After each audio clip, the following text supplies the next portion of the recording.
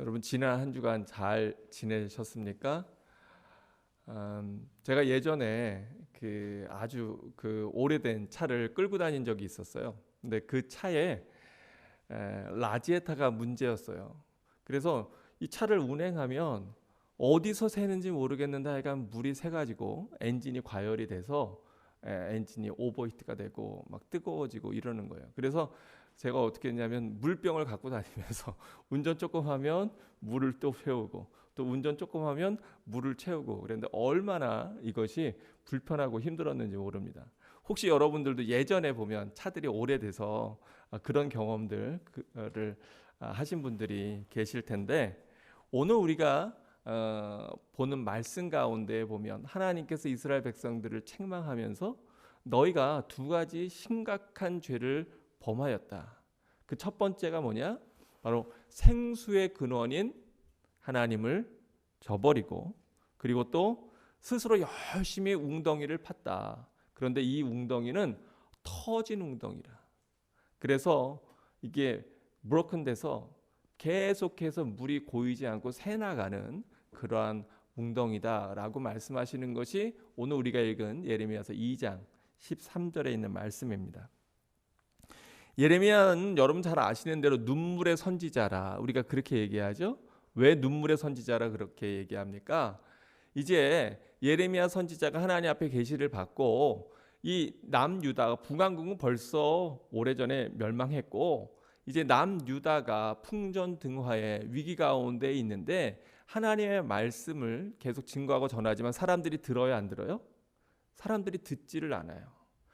그리고 오히려 이제 나라가 멸망할 거다. 이제 우리나라가 곧 바벨론의 손에 의해서 다 끌려가게 되고 포로가 되고 심각한 어려움을 겪게 될 것이다 라고 패망의 이야기를 예언을 할 때 사람들이 좋아했을까요? 싫어했을까요? 싫어해도 그냥 싫어한 게 아니라 엄청 싫어했어요. 그래서 예레미야를 얼마나 핍박하는지 예레미야가 얻을 때는 너무너무 마음이 힘들어서 하나님, 제가 더 이상은 이런 말씀 전하지 않겠습니다. 제가 더 이상 이런 얘기 안 하겠습니다. 그런데 그렇게 결심을 해도 이 속에서 그 안타까운 유다의 멸망 앞에서 그 안타까운 마음이 너무 부릴 듯해서 다시 또 사람들에게 하나님의 말씀을 증거하고 전하는, 그러면서 계속해서 눈물 흘리며 사람들에게 읍소하고 또 하나님의 말씀을 전했기 때문에 눈물의 선지자 예레미야라고 하는 별명이 붙었고, 우리가 잘 아는 대로 그 다음 노래 예레미야 애가라고 하는 거, 애가라고 하는 게 뭐예요? 슬픈 노래다. 이제 이렇게 얘기하는데 그 예레미야서가 시작되는 2장에 보면 왜 이렇게 하나님의 선택된 백성인 이스라엘 백성이 그런 나라가 멸망하는 엄청난 어려움과 고난을 겪는가에 대해서 이야기하게 되죠. 우리가 잘 아는 대로 이미 가나안 땅에 들어가기 이전에 모세를 통해서 하나님께서 경고하십니다. 너희가 그 땅에 들어가면은 너희가 믿음을 갖고 가나안 족속들의 우상 숭배를 따르지 말고 여호와 하나님을 지켜야 된다. 그때 사람들은 뭐라 그래요? 우리가 그렇게 하나님께서 그렇게 우리가 거처할 수 있는, 우리가 대대로 살 수 있는 그런 터전만 주시면 우리가 하나님 잘 섬길 겁니다. 그렇게 얘기하는데 결과는 어떻습니까? 우리가 잘 아는 대로 계속해서 이스라엘 백성은 또 죄를 반복하고 또 죄를 반복하고 또 하나님을 거역해요. 근데 그 반복의 패턴이 뭐냐? 막 어려울 때는 사사기에 보면 어떻게 하죠?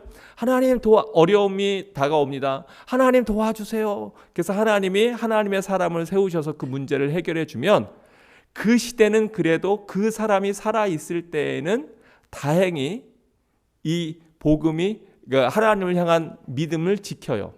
그런데 그 지도자가 사라지고 나면 또 세대가 바뀌면 또 반복해서 죄를 짓는 이러한 것들을 계속해서 반복해서 나오는 것을 우리가 사사기를 통해서 보게 됩니다. 오늘 2장 7절 말씀에 보면 뭐라고 말씀하세요? 내가 너희를 기름진 땅에 인도하여 그것의 열매와 그것의 아름다운 것을 먹게 하였거늘 너희가 이리로 들어와서는 내 땅을 더럽히고 내 기업을 역겨운 것으로 만들었으며 또 제사장들, 하나님을 정말로 믿음으로 사람 백성들의 죄를 하나님 앞에 고하고 또 그 죄를 성결케 하는 도구로 쓰임 받는 그러한 제사장들까지도 여호와께서 어디 계시냐, 그렇게 하나님을 찾지 않는다는 얘기예요. 여기서는 여호와께서 어디 계시냐, 하나님을 찾지 않아요. 그리고 율법을 다루는 자들은 나를 알지 못해요. 법적으로는 잘 아는 것 같은데 하나님의 본래의 그 하나님의 뜻을, 하나님이 원하시는 것을 깨닫지 못해요. 또 백성들을 다스리는 관리들도 나에게 반역하고, 선지자들은 하나님의 이름이 아니라 바알의 이름으로 예언하고 무익한 것들을 따르고 사람들에게 하나님의 말씀이 아닌 세상의 이야기들을 증거하고 전했다고 하는 거죠. 그래서 2장 9절에 하나님께서 너무나 두려운 말씀을 하시는데 뭐라고 말씀하세요? 그러므로 내가 다시 싸우고 너희 자손들과도 싸우리라. 여호와의 말씀이니라. 세상에서 제일 불쌍한 사람이 있는데 어떤 사람이냐? 여호와 하나님과 싸우는 사람이 있어요. 여러분 혹시 주변에 그런 사람들 본 적 없으십니까? 이 사람은요, 이 마음에 불신이 들어서 또는 하나님에 대한 거부감이 들어서 하나님과 대적해서 싸우는 거예요.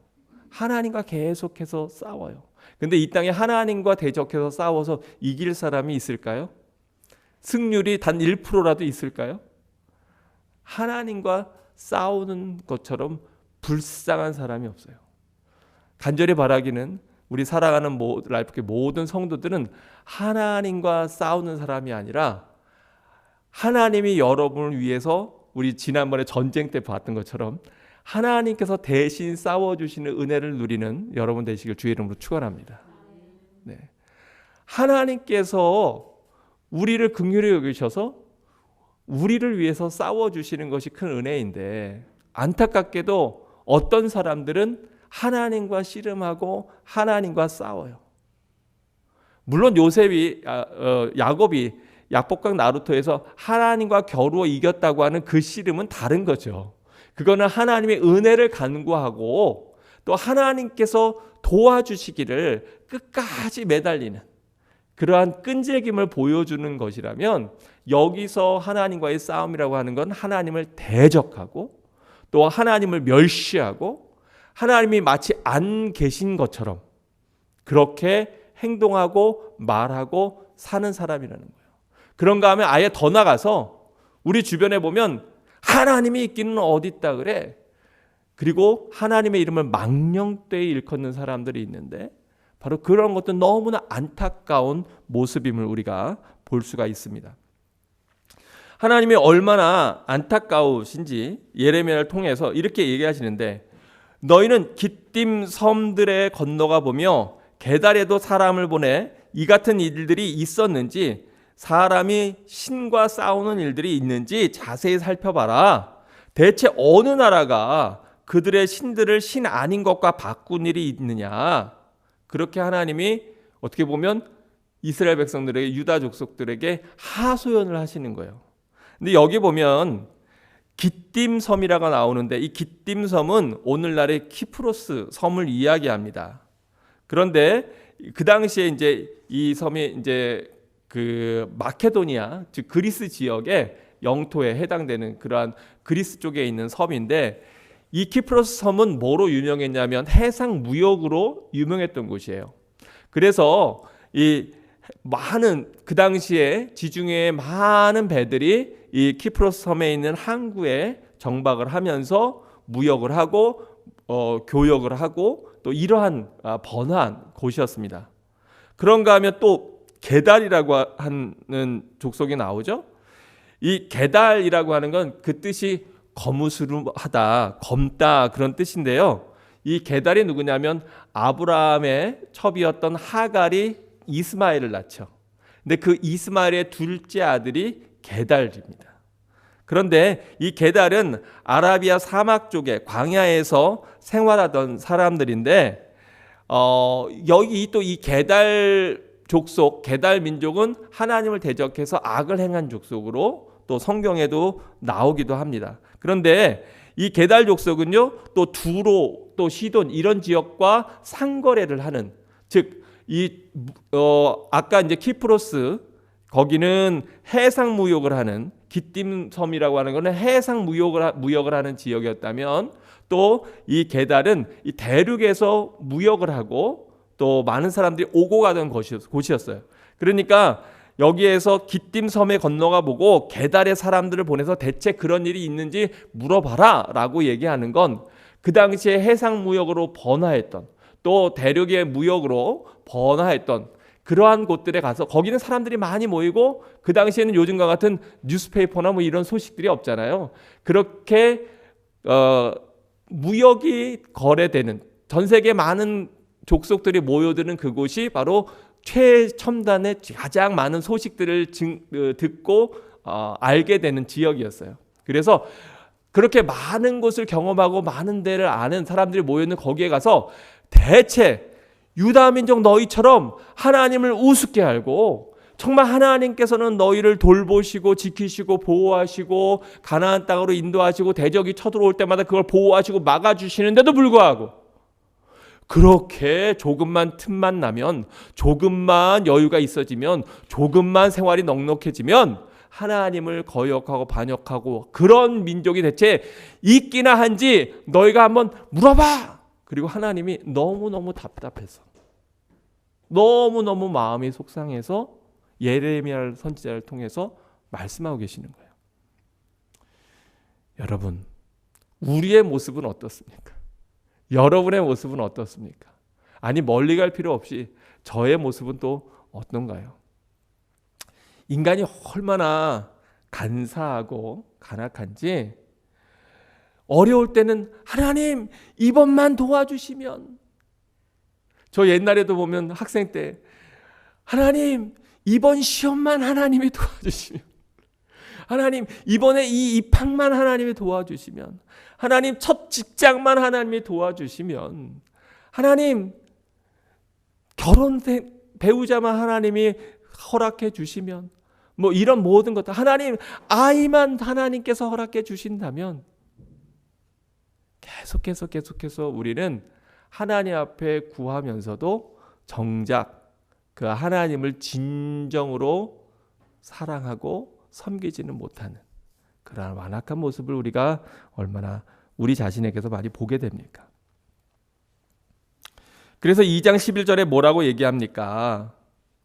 나의 백성은 그 하나님의 영광을 이 땅에 사라질 것들, 허망한 것들, 무익한 것들로 바꾸어 놓았다. 이렇게 하나님의 안타까운 마음으로 말씀하세요.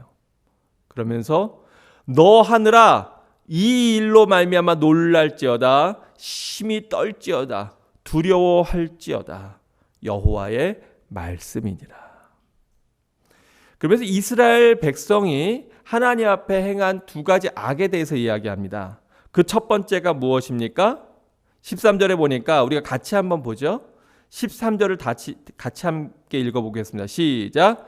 내 백성이 두 가지 악을 행하였나니 곧 그들이 생수의 근원되는 나를 버린 것과 스스로 웅덩이를 판 것인데, 그것은 물을 가두지 못할 터진 웅덩이들이니라.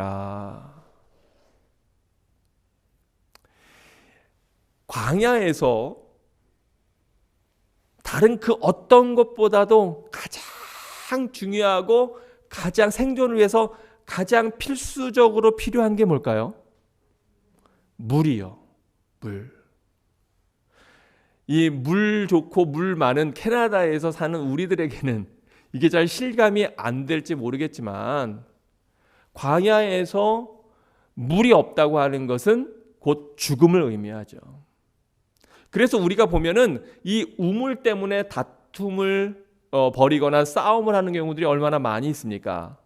우리가 창세기에도 보면 계속해서 우물을 그 이삭이 파지만 그 주변에 있는 다른 족속이 와서 이거 우리 거야, 이거 우리 거야, 그리고 다투기도 하고요. 또 롯과 아브라함의 그 가족들이 서로 세퍼레이트 했던 이유도 뭐냐면, 서로 롯의 목동들과 또 아브라함의 목동들이 서로 자기 짐승들에게 먼저 물을 먹이려고 계속 다투기 때문에 결국은 아브라함이 그것을 보고 안 되겠다. 우리가 이제 식구가 많아져서 너희와 우리가 이제는 함께 목양을 하기가 어렵구나. 그리고 서로 갈라지는 것을 나누는 것을 보지 않습니까? 또 출애굽기에는 어떤 내용이 나와요? 모세가 사람을 죽인 것, 해한 것을 바로 왕궁이 알게 되고 목숨의 위협을 느껴서 이제 미디안 광야로 도망하는데 거기에서 우리가 잘 아는 대로 시포로와 그 누이들이 자기들의 양들을 물을 먹이려고 먼저 와서 물을 먹이려고 그러는데 다른 목동들이 와가지고 그 물을 자기 짐승들에게 먼저 먹이겠다고 못되게 구는 것을 모세가 의협심이 강한 모세가 그거 막아주고 싸우다가 결국은 딴딴따단 이 결혼까지 하게 되지 않습니까? 그렇게 물이라고 하는 것은 생존에 너무너무 필수적인 반드시 있어야 되는 것인데 이스라엘 백성들은 어리석어서 생수의 진정한 근원이 되는 하나님은 버리고 그 하나님은 저버리고 하나님으로부터 돌아서고 그리고 스스로 뭘 열심히 파요? 예, 스스로 웅덩이만 열심히 파는 거예요. 열심히. 예전에 어떤 자매가 열심히 공부를 하는데 그런데 성적이 안 나와요. 그래서 막 그것 때문에 막 노이로제 가다가 너무 힘들어하는 거예요. 그런데 그때 제가 뭐라 그랬냐면 하나님 앞에 정말 기도해봐. 하나님이 그것도 도와주시나요? 제 경험으로는 하나님이 그것도 도와주시더라고요. 저는 그런 경험이 참 많이 있거든요. 제가 대학에 가고 또 대학원에 진학하고 대학원을 마치고 지금까지 이렇게 목회할 수 있었던 건 제가 절대로 공부를 잘하는 머리가 있어서가 아닙니다. 저는 그렇게 성실하지도 못하고 열심히 있지도 못한 학생이었는데 하나님 앞에 하여간 안 될 때는 하나님 앞에 그냥 죽기 살기로 매달리는 거예요. 하나님 도와주셔야 돼요. 뭐 눈물 콧물 빼면서 하나님 도와주셔야 돼요. 그러면 정말 놀라운 일들이 벌어지는데요. 어쩜 그날 아침에 공부한 게 그날 문제에 나오냐고요. 지난번에도 얘기한 것처럼 여러분 그건 특별 은혜니까 함부로 흉내내면 안 됩니다. 그러다가 과락하는 수가 있긴 합니다만 하나님께서 모든 일의 생명의 근원이 되는 하나님을 버리고 스스로 열심히 웅덩이를 파는 것이 그 자매의 모습과 비슷했어요. 근데 그 자매가 하나님 만나고는 놀라운 얘기를 하더라고요. 목사님, 그때 목사님이 하신 얘기가 무슨 얘기인지 제가 알겠어요. 저는 제 스스로 혼자 열심히 공부해봤지만 제 머리로는 안 되는데요. 하나님이 도와주시니까 제가 노력하고 애쓴 것보다 훨씬 더 좋은 성적을 받더라고요. 우리가 학교 공부만 그럴까요? 우리의 삶 가운데도 어떤 사람들은요, 자기가 자기의 일을 열심히 해요. 성실함이 나쁜 거 아닙니다. 열심히 사는 것이 잘못된 것이 아닙니다. 그런데 누구를 저버리고 누구를 잊어버리고 하나님을 잊어버리고 하나님을 등지고 내 노력과 내 수고와 내 열심으로 열심히 사는 것 힘들어요. 많이 힘들어요. 근데 문제는 이 웅덩이가 우리가 만드는 웅덩이라고 하는 것은 물이라도 가둘 수 있으면 좋겠는데 그런데 우리가 만든 이 웅덩이는 어떤 웅덩이라고요? 터진 웅덩이에요. 아무리 거기다가 물을 갖다가 부어도 또 구멍이 생겨서 좀 채워질 것 같은데 구멍이 생겨서 샥 빠져나가고 또 좀 채워질 것 같은데 구멍이 생겨서 또 빠져나가고 계속해서 허덕허덕 되는 삶을 사는 거예요. 근데 하나님의 은혜로 사는 것은 뭐가 다를까요? 하나님의 은혜로 사는 것은요, 그냥 이것은 물이 고여있는 웅덩이가 아니에요. 거기에는 샘이 있는 거예요. 여러분, 웅덩이와 샘이 다른 차이는 뭘까요? 네, 흙이 없는지 있는지는 잘 모르겠고요. 네, 샘은 계속해서 웅덩이에 물은 누가 갖다 부어야 돼요? 내가 갖다 부어야 돼요. 또는 비가 오기를 기다려야 돼요. 물길을 만들어야 돼요. 그런데 샘은 어때요? 내가 노력하지 않아도, 내가 애쓰지 않아도 계속해서 하나님이 주시는 그 물길이 바닥에서부터 퐁퐁퐁퐁 솟아나와서 물이 고이는 거예요. 보기에는 웅덩이가 커 보이고 거기에 물이 많으면 이게 더 멋져 보일 수 있죠.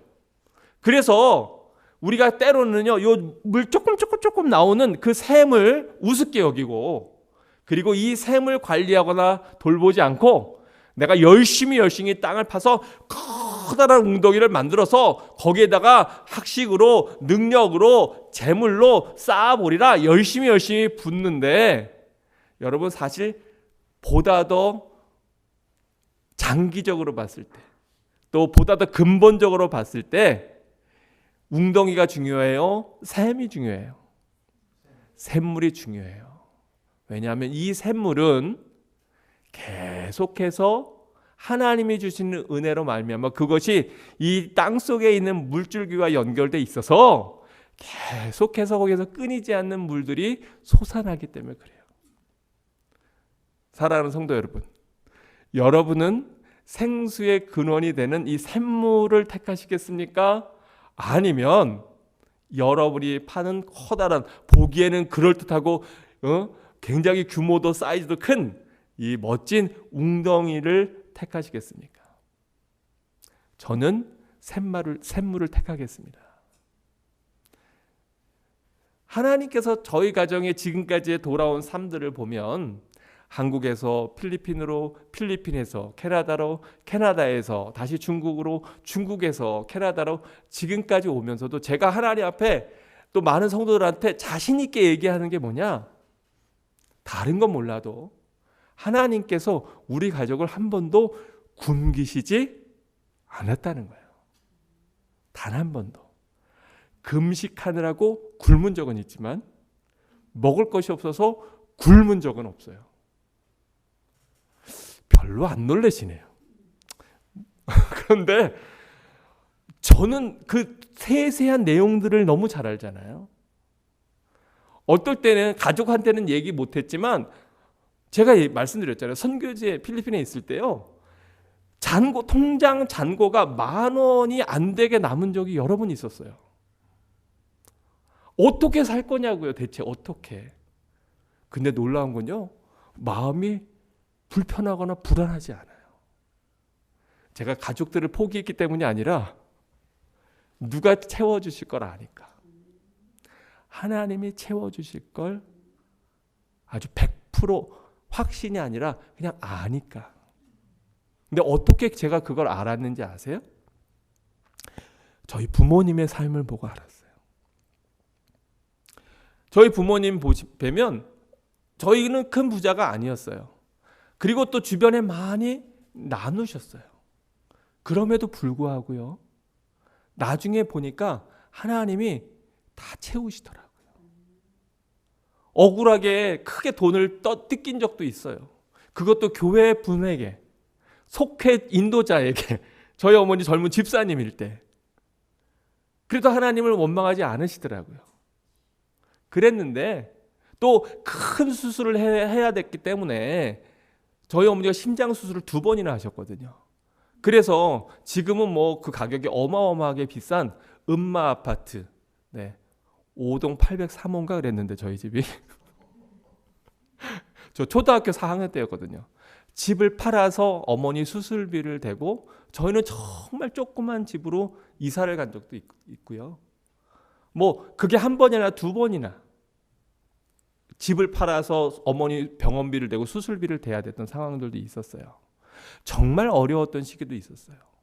그런데 그때마다 하나님께서 베푸시는 은혜를 목격했고, 또 제가 자라면서 저도 그걸 한번 시험해 봤거든요. 테스트 해봤거든요. 교회에서 어떤 게 필요한데, 그런데 교회에서 허락이 나지 않았어요. 그래서 대학원 때 그 등록금을 그냥 하나님이 책임지실 줄로 믿습니다. 그리고 교회에 아주 비싼 악기를 그 당시에 그냥 샀어요. 그래서 조금 말을 들었어요. 왜 그런 일을 하냐고, 목사님으로부터. 어쨌든 근데요, 그 학기 제가 휴학했을까요? 아니에요. 하나님이요 기가 막히게 채우시더라고요. 조금 더 주셨어도 되는데 딱 그거에 맞게 채우시더라고요. 그 이후로도 정말 살면서 어떤 일들이 있을 때마다 생수의 근원 되신 하나님의 채우심을, 공급함을 보고 제가 감사하고 기뻐하면서 깨달은 건 내가 모으려고 애쓸 필요가 없다. 그리고 열심히 모하면, 열심히 나누고 섬기면 나중에 하나님이 하나님의 손길을 통해서든 사람의 손길을 통해서든 누군가의 손길을 통해서 반드시 하나님이 채우시는 걸 전 믿고 체험하고 경험하고 확신합니다. 여러분, 이 생수의 근원인 하나님을 붙잡아야 되지 않겠습니까? 그래서 제가 이렇게 넉넉하게 여유 있게 사는 거예요. 누구의 은혜로? 하나님의 은혜로. 하나님의 은혜로. 얼마나 안타까운지 예레미야서 2장은 계속해서 이렇게 유다 백성에게 외치고 있습니다. 너희가 대체 종이냐? 시종이냐? 어찌하여 포로가 되었느냐? 이스라엘 백성은 누구예요? 우리는 누구예요? 하나님은 누굽니까? 우리가 하나님의 자녀 아니에요. 근데 하나님의 자녀이면 하나님의 이 세상의 모든 것들의 주인 되시는 하나님의 그 놀라운 유업을 우리가 계승하고 받는 자격이 있는 존재들인데, 우리가 왜 종이 되고 노예가 되었을까요? 누구를 떠나서? 하나님을 떠나서. 누가복음에 보면은 탕자의 이야기가 나와요. 원래 탕자의 아버지는 어떤 분이에요? 가난한 자예요? 넉넉하신 분이에요? 넉넉한 부자예요.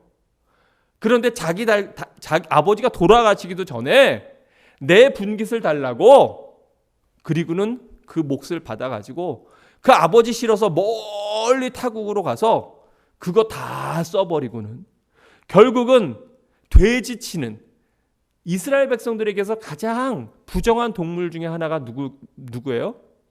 돼지인데, 바로 그렇게 이스라엘 사람들은 손도 대지 않는 그 돼지를 치고 먹을 것이 없어서 그 돼지가 주워 먹는 그 주업 열매를, 돼지 먹이를 주워 먹는 자기의 처지. 왜 그러한 처지까지 갔어요? 이유가 뭡니까? 아버지 집을 떠나서. 아버지 집을 떠나서. 이스라엘 백성들이 그와 같다는 거예요. 대체 너희가 종이냐?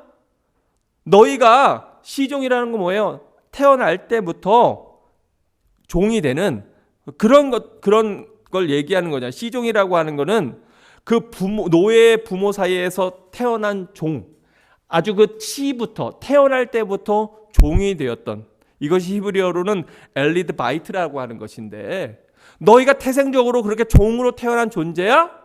라고 하나님이 안타까워서 물으시는 거예요. 우리는 종입니까? 아들입니까? 아들이에요. 우리는 그냥 아들이 아니라 하나님 나라의 왕자이고 공주들이에요. 시편 8편에 보니까 누구까지도 우리를 흠모해요. 천사들까지도 흠모하는 모습이 바로 우리들이에요. 하나님의 자녀로 창조된 우리들. 왜 천사들이 흠모합니까? 왜냐하면 천사들은 하나님의 종이거든요. 근데 종과 자녀는 달라요, 같아요? 달라요. 그런데 자기가 누구인지를 잊어버렸기 때문에 이렇게 노예가 되는 거예요. 그래서 안타까운 마음으로 이렇게 말씀합니다. 어린 사자들이 그를 향하여 부르짖으며 소리질러 그의 땅을 황폐하게 하였으며 그의 성읍들은 불타서 주민이 없게 되었으며 놉과 다바네스의 자손도 내 정수리를 상하게 하였으며, 여기서 놉과 다바네스라고 하는 거, 놉은 고대 수도였던 하해굽, 애굽의 그 멤피스를 말하는 곳인데, 또 다바네스라고 하는 건 애굽 북동부의 호수 근처에 있는 데푸네라고 하는 곳을 얘기하는 건데, 여긴 다 뭐냐면 바로 이집트를 얘기하는 거예요. 바로 이집트, 이스라엘 백성들이 애굽에서 노예로 430년간을 살았잖아요. 바로 그때를 상기하게 하면서 바로 그렇게 이집트의 자손들도 내 정수리를 상하게 하였으니 내 하나님 여호와가 너를 길로 인도할 때 내가 그를 떠남으로 이를 자취함이 아니냐. 즉 유다가 여호와의 언약을 파기하고 내 하나님 여호와가 너를 길을 인도해요. 하나님께서 너는 이 길로 가야 돼. 넌 이 길이 맞는 거야 라고 우리에게 길을 인도하죠. 우리가 가끔 그런 경우 있잖아요. 내비게이션이 우리에게 길을 인도하는데 그게 아닌데, 그리고 이제 우리가 우리 마음대로 갔다가 당황하거나 방황할 때가 있잖아요. 그런 것처럼 하나님께서 우리를 인도해 주시는데 내가 그를 떠남으로, 여기서 그는 누구예요? 하나님을 떠남으로 이것을 너희 스스로가 취한 것이 아니냐. 하나님이 너희를 그렇게 만든 것이냐? 탕자의 아버지가 탕자로 하여금 그렇게 비창한 생활을 하도록 만드셨나요? 아니죠. 하나님께서 유다 백성을 그렇게 비참한 노예가 되도록 만드셨어요? 아니에요. 자기들이 하나님을 떠났기 때문에 그 죄악의 결과로 얻은 것이에요. 이게 얼마나 안타까운 일입니까? 내가 시올에 물을 마시려고 애굽으로 가는 길에 있음은 어찌 됨이며 또 내가 그 강물을 마시려고 아수르로 가는 길에 있음은 어찌 됨이냐. 이건 무슨 얘기냐면 그 당시에 바벨론이 유다를 위협할 때 주변에 가장 강대한 나라들이 어디였냐면 바로 애굽과 아수르였어요. 여러분 잘 아시는 대로 이집트는 전통적인 강국이고 아수르는 바벨론이 힘을 얻고 굴기하기 이전에 그 지역을 다스렸던 그 나라가 바로 아수르죠. 바로 그렇게 힘 있는 나라들, 그 나라들을 의지하기 위해서 대체 너는 하나님께로 나와야 되는 너의 발걸음이 지금 어디를 향하고 있느냐. 아시는 것처럼 애굽은 남쪽에 있고 아수르는 북쪽에 있는 거예요. 예루살렘 성전으로 하나님께로 올라가 하나님께 부르짖어 생수의 근원 되신 하나님께 간구하고 하나님을 찾아야 되는데 오히려 문제가 생겼다고, 어려움이 생겼다고 힘 있는, 능력 있는 애굽과 군대가 있는 아수르에게 도움을 청한다고 하는 것, 이것 자체가 잘못된 것이다. 여러분은 어려움이 있을 때 누구에게 도움을 청합니까? 무엇을 의지합니까? 생수의 근원 되신 하나님을 저버리고 웅덩이를 열심히 파는 어리석은 일을 우리가 하지 말아야 될 겁니다. 그래서 19절에 내 악이 너를 징계하겠고 내 반역이 너를 책망할 것이라. 그런즉 내 하나님 여호와를 버림과 내 속에 나를 뭐 하는 것이 없어요.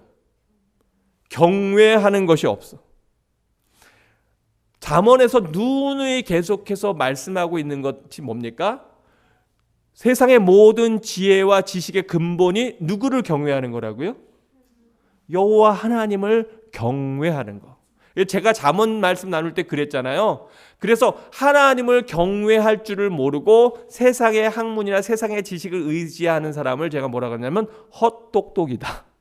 똑똑한 것 같은데 진짜 똑똑한 건 아니다. 왜냐? 정말 똑똑하면 세상의 지식과 세상의 학식과 세상의 소식은 둔해도 하나님을 경외하는 것이 바로 모든 지혜와 지식의 근본임을 아는 자이기 때문에 그게 진짜 지혜로운 사람인 거예요. 그래서 여러분의 자녀들이 공부 잘하면 좋죠. 똑똑해지면 좋죠. 그런데 진정한 똑똑함, 진정한 명철은 바로 여호와를 경외하는 것. 하나님 앞에 하나님 하여간 끝까지 물고 늘어지고 하나님 앞에 하나님을 붙잡고 있는 거, 또 하나님 앞에 자기를 맡기는 거, 하나님을 의지하는 거, 이것이 가장 지혜로운 것임을 가르쳐야 되는 것이 여러분의 사명인 거예요. 바로 이것은, 이 지식은 다른 그 어떤 것보다도 우선하는 겁니다. 오늘 아침에도 저희 교회학교 학생들은 이제 그 온라인을 통해서 교회학교를 운영하고 또 그거에 참여해서 보고 있는데, 감사하게도 작은 교회들 한 10몇 개 교회가 함께 모여서 그래서 힘을 합쳐서 그래서 이제 그 영상을 계속해서 올리고 업데이트하고 우리 자녀들이 그것을 통해서 하나님의 말씀을 공부하고 배웁니다. 그런데 거기서 기억해야 될 게 뭐냐? 바로 생수의 근원이 누구냐? 전능하신 우리 하나님이시라는 거예요. 바로 이렇게 내 하나님 여호와를 버림과 내 속에 나를 경외함이 없는 것, 그것이 바로 뭐예요? 그게 악이고, 그것 때문에 무엇이 찾아와요? 고통이 찾아오는 것을 알아라. 만군의 여호와의 말씀이니라. 그래서 이렇게 하나님을 떠나고 또는 하나님의 말씀이 아니라 내가 세상의 이야기에 귀 기울이고 생수의 근원 대신 하나님보다는 나 스스로 웅덩이를 파려고 애를 쓰다가 어려움을 겪게 되는데, 그런데 사실은 여러분, 이 어려움은 우리에게 복이 될까요? 아니면 화가 될까요? 여러분이 여러분의 인생을 살다가 어려움을 만나게 됩니다. 그 어려움을 만나게 되는 것이 여러분의 인생에 그것이 복이 될까요? 아니면 화가 될까요? 대답이 참 어렵죠? 곤란하죠?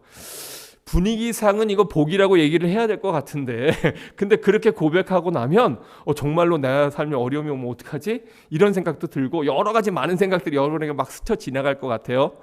그런데 그거는 우리가 어떻게 하느냐에 달렸어요. 그 고통 앞에서 하나님을 찾게 되면 그건 뭐가 될까요? 복이 돼요.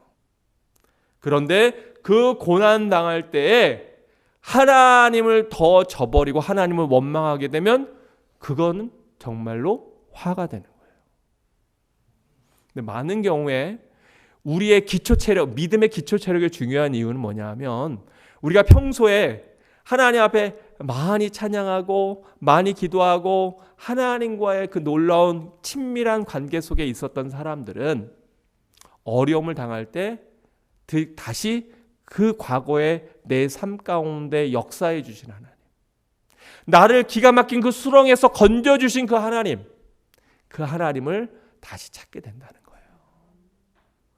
그래서 우리가 우리 삶 가운데 이 하나님을 경험하고 하나님을 체험하는 삶이 참 중요해요.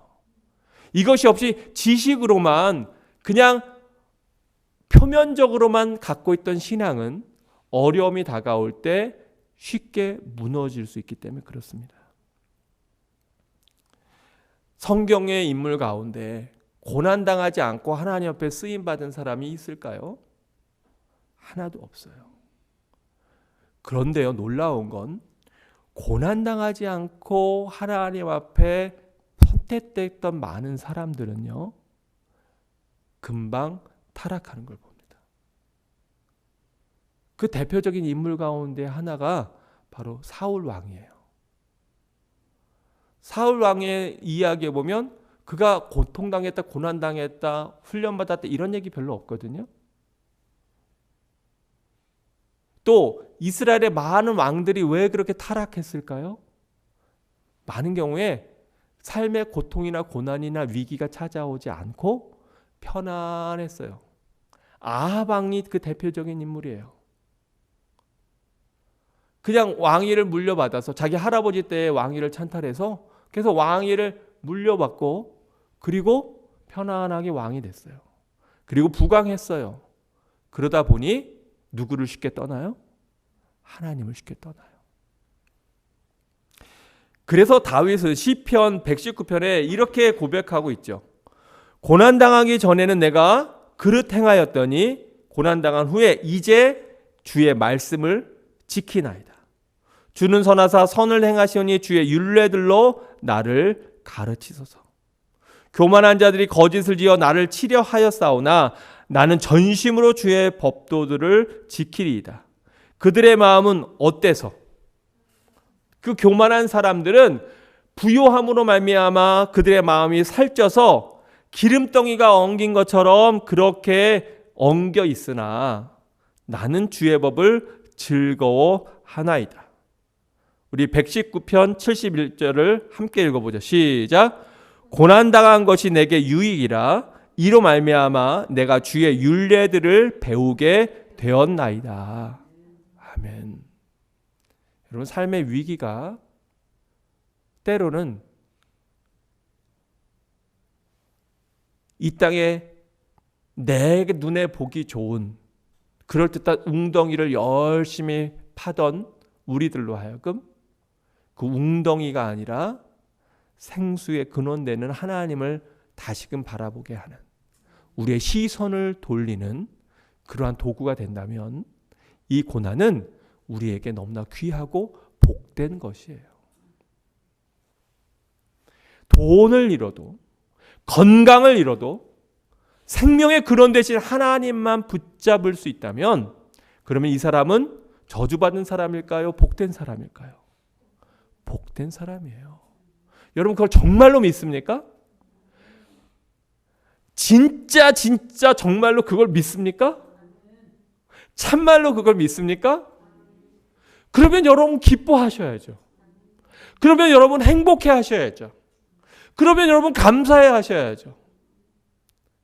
아직 그러지 못하다면 내가 아직도 뭘 파고 있는 거예요? 내가 여전히 웅덩이를 파고 그 웅덩이에 물을 담아 보려고 애를 쓰고 있는 거예요. 그래서 내 삶이 고단한 거예요. 그래서 내 삶이 너무 힘든 거예요.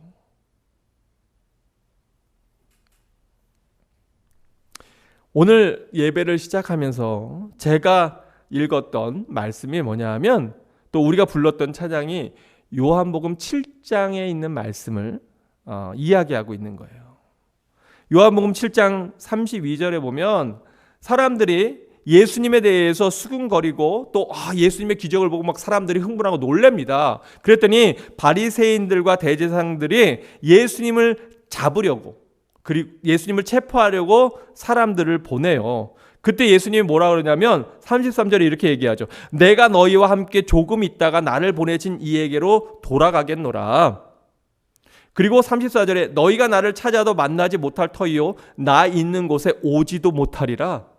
왜요? 예수님은 이제 십자가에서 운명하시고 그리고 다시 부활하시고 또 하나님의 우편에 앉으실 분이시기 때문에, 그래서 거기는 그 하나님 나라는 보지도 못하고 만나지도 못하고 너희가 찾지도 못할 것이다. 그러니까 예수님은 이 땅에 어떠한 목적과 이유로 오셨는지를 분명히 알고 계신 분이셨어요. 근데 사람들은 거기에 대해서 서로 묻는데, 아니 이 사람 대체 어디로 가길래 이렇게 얘기하는 거야? 우리가 그를 만나지 못하리요. 헬라인 중에 흩어져 사는 자들에게로 가서 헬라인을 가르칠 터인가? 이걸 디아스포라라 그러죠. 유대인들이 그 당시에 많이 여기저기 흩어져 있었어요.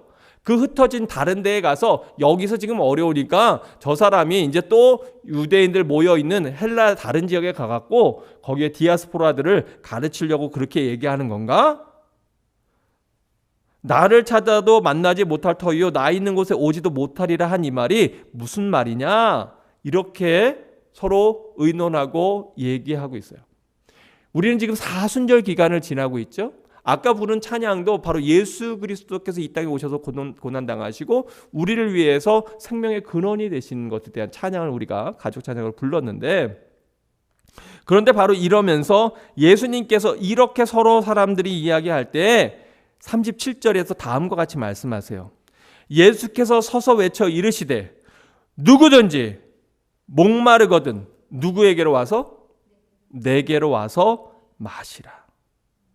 나를 믿는 자는 성경의 이름과 같이 그 배에서 사람의 근원이, 우리 사람은 어떻게 해야 살아요? 먹어야 살죠. 당시의 유대인들, 이스라엘 백성들에게는 사람의 중심이, 생명이, 사람의 근원이 이 배에서 난다. 그래서 우리도 이 배가 든든해야, 배심이 있어야 이게 마음도 든든해지고 힘도 내고 그러잖아요. 그런데 바로 이 배에서라고 하는 것은 근원에서 얘기하는 거예요.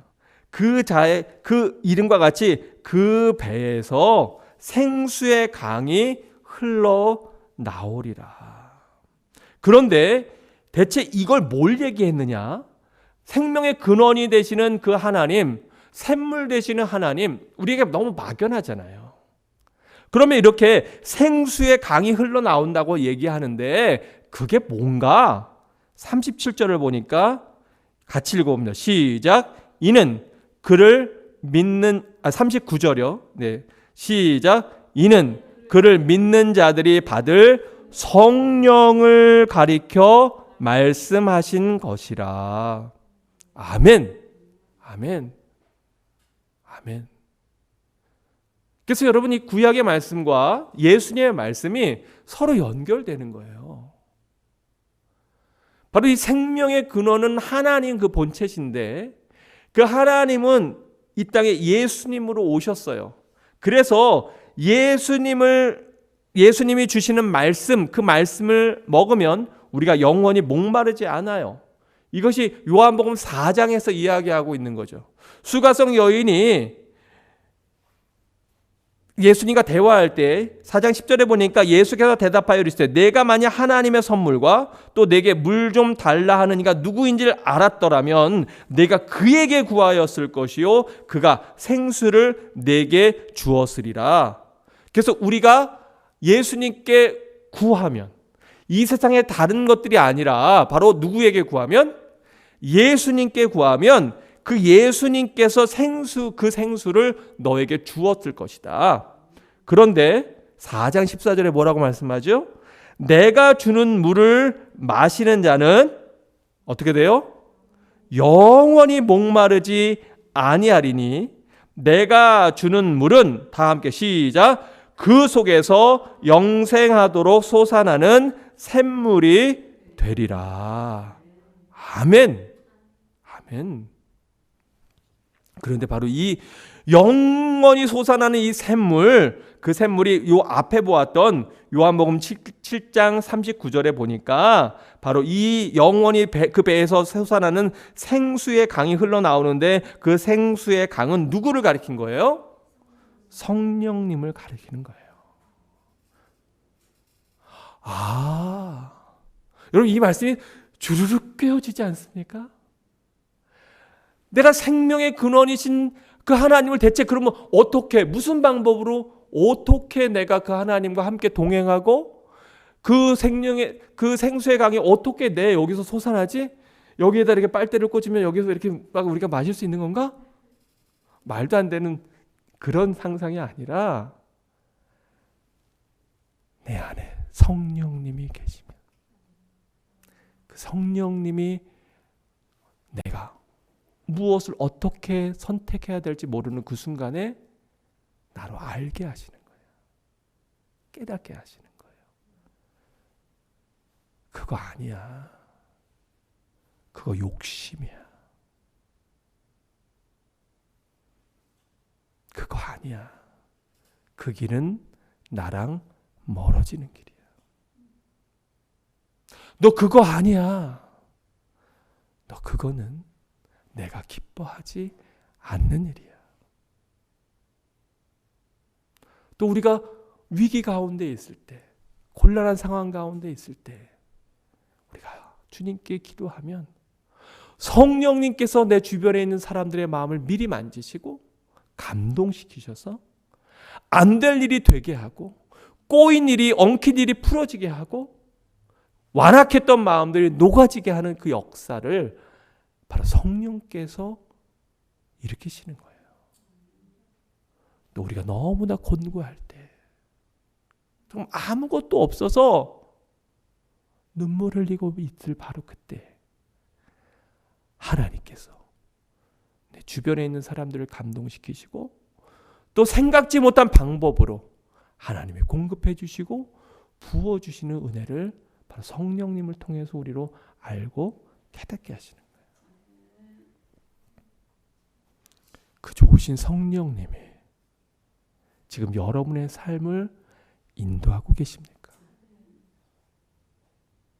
아니면 여러분은 성령님 잠깐만요. 이거는 비효과적인 것 같아요.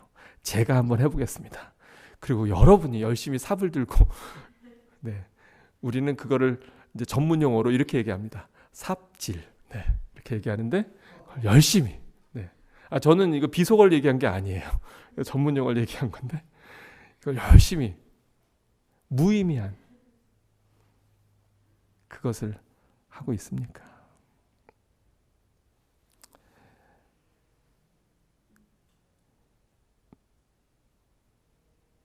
이사야서 55장 1절에서 3절은 우리에게 이렇게 말씀합니다. 오라 너희 모든 목마른 자들아 물로 나오라. 돈 없는 자도 오라. 너희는 와서 사 먹되 돈 없이 값 없이 와서 거저로 그냥 공짜로 프리하게 포도주와 젖을 사라. 값은 이미 누가 다 내셨어요? 우리 예수님께서 다 지불하셨어요. 너희가 어찌하여 양식이 아닌 것을 위하여 은을 달아주며 배부르게 하지 못할 것을 위하여 수고하느냐. 내게 듣고 들을지어다. 그리하면 너희가 좋은 것을 먹을 것이며 너희 자신들이 기름진 것으로 즐거움을 얻으리라. 너희는 귀를 기울이고 내게로 나와 들으라. 그리하면 너희의 영혼이 살리라. 내가 너희를 위하여 영원한 언약을 맺으리니 곧 다윗에게 허락한 확실한 은혜니라. 아멘. 여러분, 우리 하나님의 이 말씀과 약속이 바뀌었습니까? 바뀌지 않았습니까? 바뀌지 않았어요. 유효합니까? 아니면 유효하지 않습니까? 지금도 주의 이름을 부르는 모든 자에게 유효한 말씀이에요. 그러기에 우리는 주님을 의지하고 주님을 따르는 것, 그것이 가장 우리에게 근본되는 일입니다. 여러분이 오늘 이 시간 이 자리에 나와서 하나님을 경배하고 예배하는 이유가 무엇입니까? 바로 그 생수의 근원 되신 우리 주님을 내가 떠나서 네게로 가겠습니까? 세상이 어렵고 여러 가지 흉흉한 이야기들이 돌고 또 앞으로 코로나 이후의 시대 여러 가지에 대한 걱정과 염려들을 이야기하고 논의하고 우리가 그것들에 대해서 듣고 준비할 필요가 있지만 그러나 그 모든 것들보다 가장 우선한 바로 생명의 근원 되신 우리 주님 앞에 믿음으로 사는 것이 우리들의 본분 아니겠습니까? 그래서 이사야서 58장 10절에서 11절은 이렇게 얘기합니다.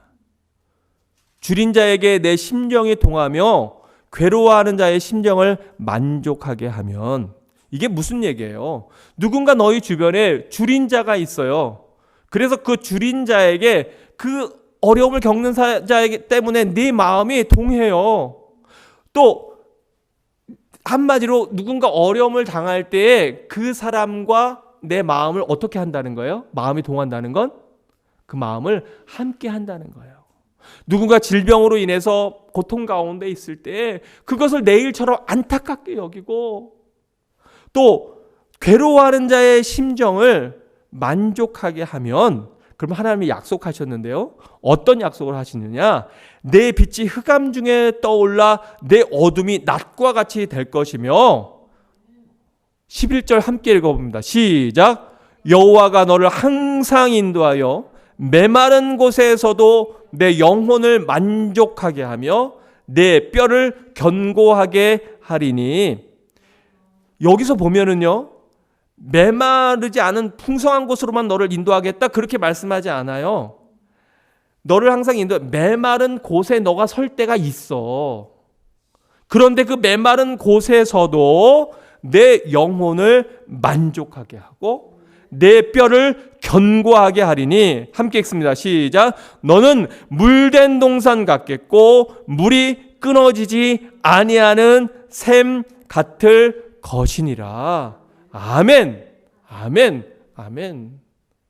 오늘 우리가 다루진 않겠지만 시편 1편의 말씀이 바로 이와 같은 것 아닙니까? 여호와의 말씀을 주야로 묵상하는 자는 바로 샘 곁에 있는 나무와 같이 시들지 않는 은혜를 하나님이 허락하신다고 계속해서 성경은 우리에게 얘기하고 있는 거예요. 여러분, 안타까운 사실은 오늘 우리가 읽은 이 모든 성경의 말씀들이요, 저 멀리 하나님을 모르는 이방 백성들에게 하신 말씀이 절대로 아닙니다. 이 모든 경고와 이 모든 말씀은 바로 하나님을 믿고 있다고, 하나님의 선택된 백성이라고 생각하고 자신해야 하던 유다 족속들에게 하신 말씀을 우리가 기억할 때 바로 우리에게 주시는 말씀이라고 하는 거예요. 여러분, 성경에서 무신론보다 더 나쁜 게 뭔지 압니까? 무신론은 차라리 하나님은 계시지 않아 라고 끝까지 버티다가 하나님의 계심을 만나고 깨닫고 하나님 앞에 돌아오면 하나님께서 큰 은혜를 주셔요. 그런데 무신론보다 더 나쁜 건 뭐냐 하면 하나님이 계시다고 하는 것을 알면서도 유신론자인데 하나님이 계시다고 하는 것을 깨달으면서도 경험했으면서도 그 하나님을 등지고 다른 하나님을 찾고 있는 바로 유다 지파, 이스라엘 백성들의 완악함을 책망하고 계신 거예요. 바로 우리 모습 아닙니까? 하나님이 계신 것은 아는데, 근데 대체 나는 지금 무엇에 마음을 두고 무엇을 의지하려고 하고 있습니까?